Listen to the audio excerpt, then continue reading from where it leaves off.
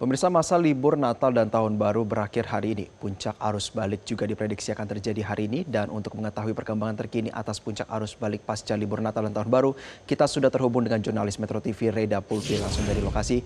Pulpi, selamat siang. Bagaimana informasi terkini soal puncak arus balik?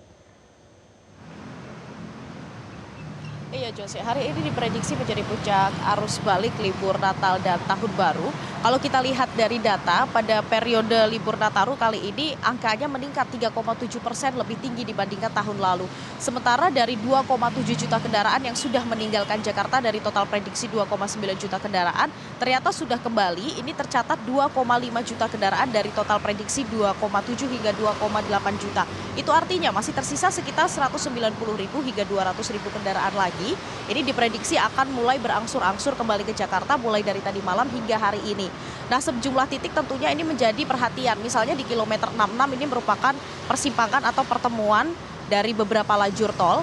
Nah, ini cukup rawan kepadatan dan juga kemacetan jika terjadi lonjakan arus. Kemudian di kilometer 70 gerbang tol Cikatama, ini juga perlu menjadi perhatian jika nantinya lonjakan arus terus terjadi, tidak menutup kemungkinan akan diberlakukan kontraflow 1 atau 2 lajur sesuai dengan kondisi di lapangan, mulai dari kilometer 70 hingga kilometer 47.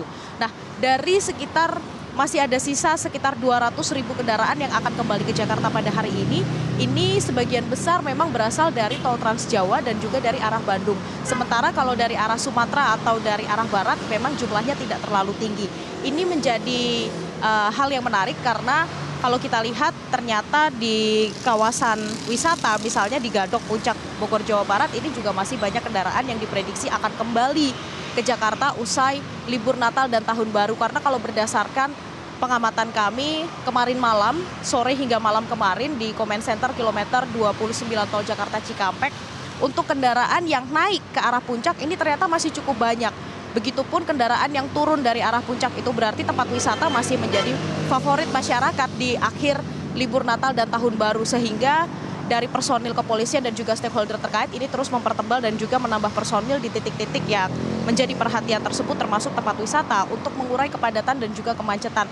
Bukan hanya tempat wisata namun juga jalur tol, kemudian jalur arteri, kemudian juga tempat-tempat penyeberangan ini juga sudah dipersiapkan apabila masih terjadi lonjakan arus hingga hari ini di hari terakhir libur Natal dan Tahun Baru, termasuk juga untuk mempersiapkan apabila nanti ada cuaca ekstrim misalnya hujan atau hal-hal yang tidak diinginkan, sehingga dari petugas personil gabungan pun juga masih terus disiagakan sampai malam nanti. Kita akan sama-sama lihat juga Jose bagaimana atau di pukul berapa kira-kira kendaraan paling banyak kembali ke Jakarta, mengingat besok ini sudah mulai harus kembali bekerja dan juga beraktivitas lagi di tahun 2026. Demikian Jose. Ya, Pulpi, per siang ini kita melaporkan apakah Anda sudah mendapatkan informasi akan dilakukan rekayasa lalu lintas di ruas jalan tol utama?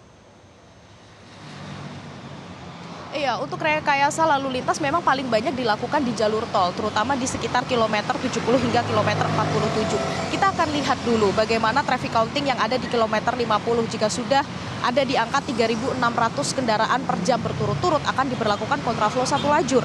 Jika sudah di angka 5.500 per jam berturut-turut, akan dilakukan kontraflow 2 lajur.